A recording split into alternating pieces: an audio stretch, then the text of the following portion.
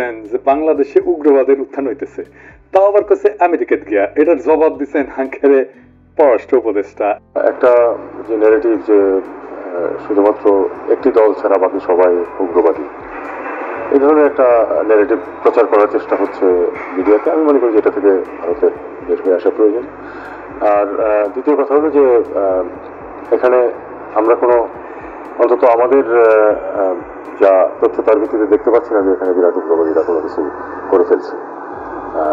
যে সরকারে যারা আছেন তাদের কারোই তো এই ধরনের কোনো এজেন্ডাও নেই, এরকম কোনো ব্যাকগ্রাউন্ডও নেই। কাজে তারা তাদের আমার মনে হয় তাদের বক্তব্য থেকে বের হয়ে আসাই বিদেশের সম্পর্কের জন্য ভালো। আপনি কি রাহুলের উকিল ইজেরার জবাব দিতেছেন?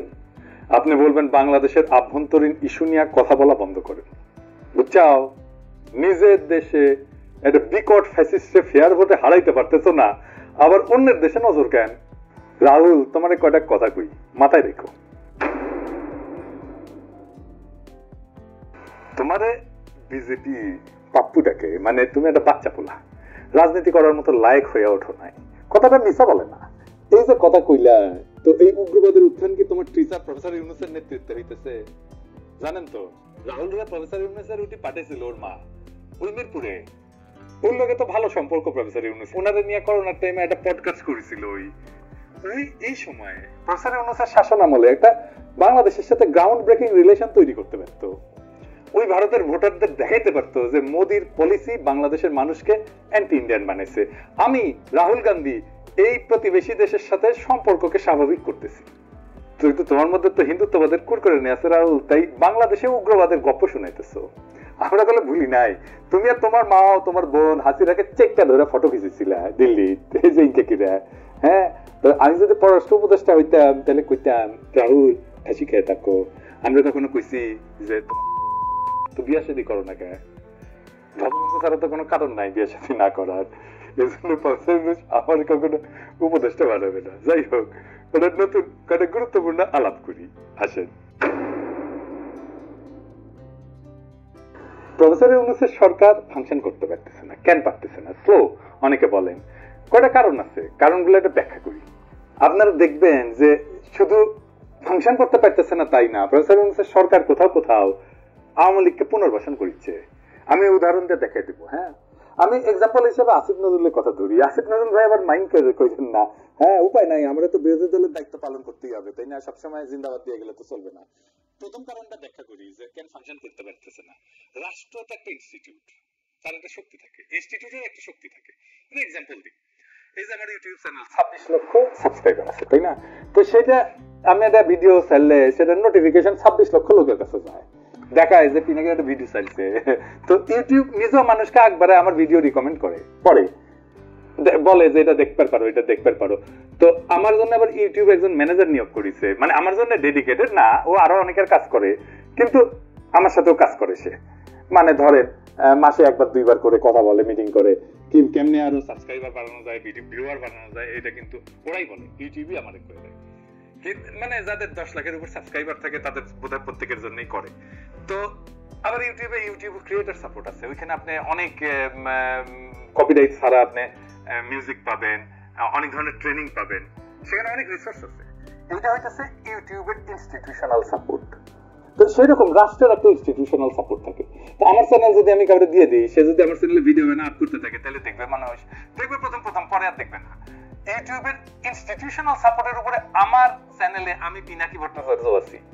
আমার চ্যানেলের শক্তি ইউটিউবের institutional support plus Pinaki Bhattacharya একসাথে। রাষ্ট্র এরকম, রাষ্ট্রের একটা ইনস্টিটিউশনাল সাপোর্ট থাকে, তার সাথে আপনার রাজনৈতিক শক্তি যুক্ত হয়, তাইলে রাষ্ট্রের শক্তি প্রবল হয়। হাসিনা ফেলিওর কেন হয়েছে জানেন? সে রাষ্ট্রটাকে দল বানায় ফেলছিল, তাই সে তার দলের যে রাজনৈতিক সাপোর্ট সেটা পায় নাই। গুন্ডা পাইছে, স্থাপক পাইছে, কিন্তু রাজনৈতিক দল পায় নাই। সেই জন্য সে কোনো পলিটিক্সকে ফাইট করতে পারে না। প্রফেসর ইউনূসের সরকারও তাই। এটা তো তত্ত্বাবধায়ক সরকার না আগের মতো যে রাজনৈতিক দলগুলো ক্ষমতায় তাদের ইলেকশন করার জন্য ক্ষমতায় রাখিছে এবং তারে কোনো ডিস্টার্ব দেবে না, তা তো না।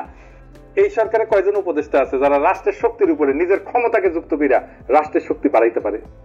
খুব বেশি নাই, আমি নাম কইলাম না, যাই হোক, মন খারাপ করবে আবার অন্যরা।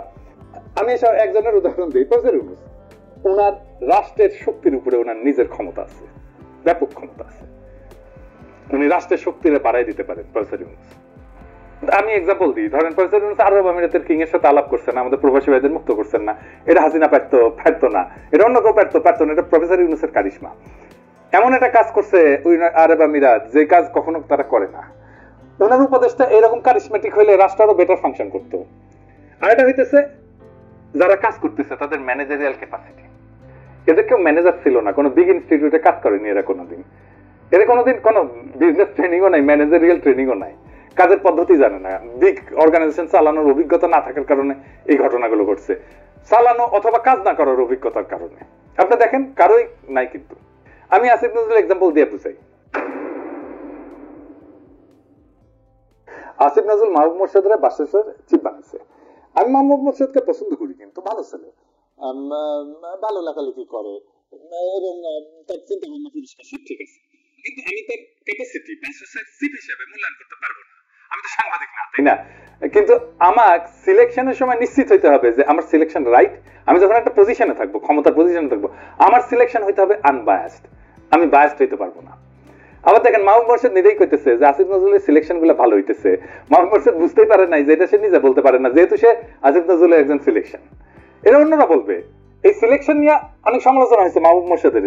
আবার মোহাম্মদ আজমের সিলেকশন সবাই পছন্দ করছে। যাই হোক, এতে আসিফ নজরুল আনন্দিত হওয়ার কিছু নেই। আবার কইছে যে বাংলা একাডেমি যেভাবে পছন্দ হয়েছে সেভাবে শিল্পকলা একাডেমিও পছন্দ হবে।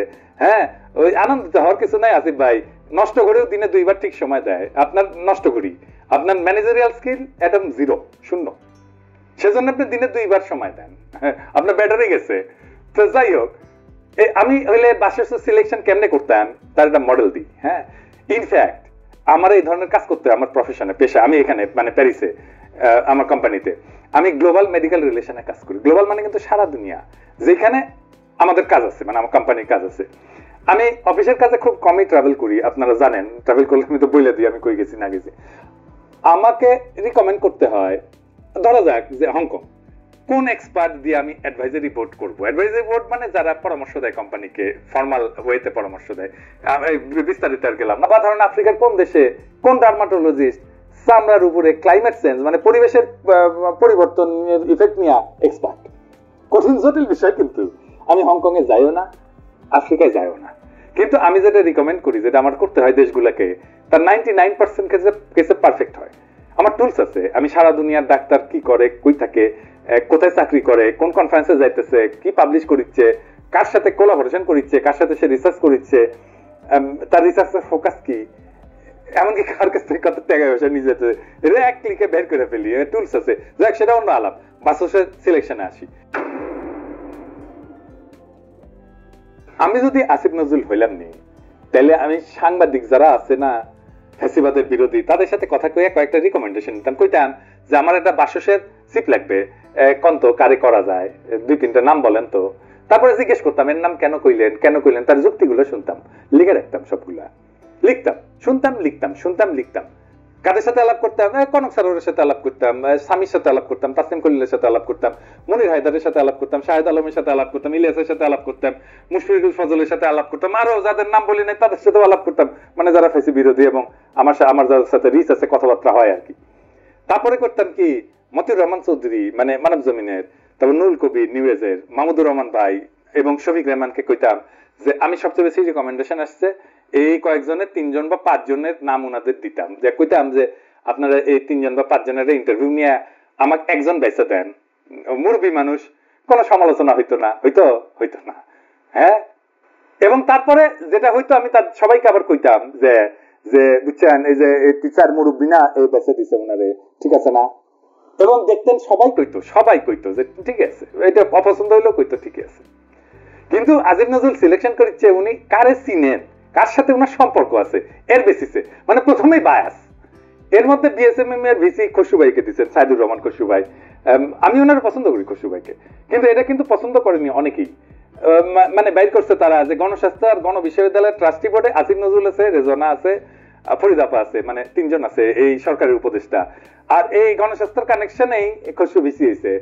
আমি একজন খুবই দায়িত্বশীল চিকিৎসক নেতার কাছে শুনছি যে খসরু ভাই নাকি বিএনপি পন্থী চিকিৎসকদের বিএসএমএম ছাড়া করার কথা নাকি প্রকাশ্যে বলছেন।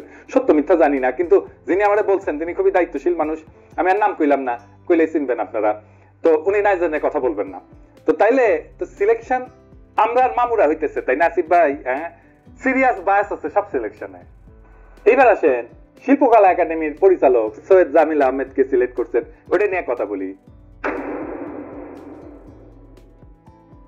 জামিল আহমেদ নিজেই জানাইতেছেন যে তারে আসিফ নজরুল রাজি করাইছে। বুঝছাও, আসিফ নজরুল নিজেও জানাইতেছে ফেসবুকে পোস্ট দিয়ে যে শিল্পকলার সিলেকশন পছন্দ হবে। উনি খুব কনফিডেন্ট। হ্যাঁ, প্রফেসর ইউনূসের সরকার গঠিত হওয়ার আগে উনি কি কইছিলেন, আওয়াজ দিছিলেন যে এই সরকার আমাদের পছন্দ হবে। হ্যাঁ, বুঝছাও। তারপরে কাহিনী কিচ্ছা বাড়াইলো এই সৈয়দ জামিল আহমেদের, দেখলাম উনি বোরকা বিরোধী। তারপরে দেখা গেল মুজিবের মূর্তি ভাঙছে জনতা, ধানমন্ডি 32 নম্বর পুড়িয়েছে, আর জামিল আহমেদ কান্দে শেষ আর কি। হ্যাঁ, হাউ মাউ করে কান্দে শেষ, পারে তো গড়াগড়ি যায় আর কি। আমি একটা গুগল করে দেখলাম উইকিপিডিয়ায় যে মাল থেকে আসেন আমরা একসাথে পড়ি, গুগল থেকে উইকিপিডিয়া থেকে লিখছে উইকিপিডিয়ায় 1975 সালে তিনি Indian council for cultural relation থেকে একটা বৃত্তি লাভ করছে। ঢাকা বিশ্ববিদ্যালয়ের ইংরেজি সাহিত্যের অনার্স পড়া বাদ দিয়া দিল্লির ন্যাশনাল স্কুল অফ ড্রামাতে যোগদান করেছে। তারপর 1975 থেকে 78 পর্যন্ত 3 বছর উনি পড়াশোনা করেছে। তারপর ইব্রাহিম আল কাজী এবং বিবি কারান্তের অধীনে আরো 1 বছর শিক্ষানবিশ ফেলো হিসেবে কাজ করেছে 4 বছর। আল কাজী তাকে ওয়েস্টার্ন থিয়েটারের ব্যাপারে এবং কারান্ত তাকে দক্ষিণ এশিয়ার ঐতিহ্যবাহী থিয়েটারের ব্যাপারে সম্যক জ্ঞান নাকি দান করেছে। বুঝছাও, ইন্ডিয়া ট্রেন্ড 4 বছর ছিল ওটি। হ্যাঁ, মানে আজিনার পোলা মাইয়া যেরকম ইন্ডিয়াত পড়াশোনা করেছে উনকে আর কি। মানে একটা জিনিস মাথায় রাখবেন যে কে কোটি পড়িচ্ছে তার উপরে তার মাইন্ডসেট তৈরি হয়। বুঝছাও, আমার মাইন্ডসেট হচ্ছে বগুড়ার মাইন্ডসেট, রাজশাহীর মাইন্ডসেট আর প্যারিসের মাইন্ডসেট, কারণ এই জায়গাগুলোতে আমি পড়েছি। বুঝছাও, তো মানে বুঝেছেন তো, এই যে ইসলামোফোবিয়া এটা ইন্ডিয়া থেকে শিখিছে, পুরাই ইন্ডিয়ান মাল, পুরাই আওয়ামী লীগ। আর তারে আসিফ নজরুল পুনর্বাসন করেছে। আসিফ নজরুল শুধু পিছে মুজিবের ছবি লাগায় কাম করছে না, বুকের মধ্যে আওয়ামী চেতনা নিয়ে কাম করছে। উনি লাইভ করে কইছেন যে উনি কাম করে কুল পাইতেছেন না, করতেছেন তা কাম। আসিফ ভাই, আমি আর ইন্ডিয়ান হেজিমনির বিরুদ্ধে আমাদের কাউন্টার ন্যারেটিভ তৈরি করা লাগবে। আমাদের 3টা রাষ্ট্রীয় প্রতিষ্ঠানে পুনর্দখল করা লাগবে, বাংলা একাডেমি, শিল্পকলা একাডেমি আর ইসলামিক ফাউন্ডেশন। আপনি অবলীলায় শিল্পকলা একাডেমিতে পার আওয়ামী লীগ আর ইন্ডিয়ান ট্রেন্ড মানুষ বসায় দিলেন আর কাম করিচ্ছেন। হ্যাঁ, এতগুলা মানুষের রক্তের উপর দিয়ে ক্ষমতা যাইয়া এই কাম করলেন আপনি। উপদেষ্টাগিরি ছাড়লে তো আপনি রাস্তায় হাঁটতে পারবেন না আসিফ ভাই। কি অবস্থা হবে আপনি টের পাচ্ছেন না। 7 দিন টাইম দিলাম আপনারে, ওরা হটাবেন, নাইলে টের পাইবেন হাউ মেনি প্যাডিতে হাউ মেনি রাইস। আসিফ ভাই, আপনি গেলে আমার চিন নাই। হ্যাঁ, আমি গেলে যখন ধরুম না কাচ্ছপের কামড় দিয়া ধরুম, হ্যাঁ, পরে আর সরি করার টাইম পাবেন না, সেজন্য 7 দিন সময় দিয়ে দিলাম। আর আমি আমার এপিসোডের শেষে একজন শহীদের গল্প বলি। আজকে একটা গল্প বলবো, আসিফ ভাই আপনিও শুনেন, কাদের রক্তের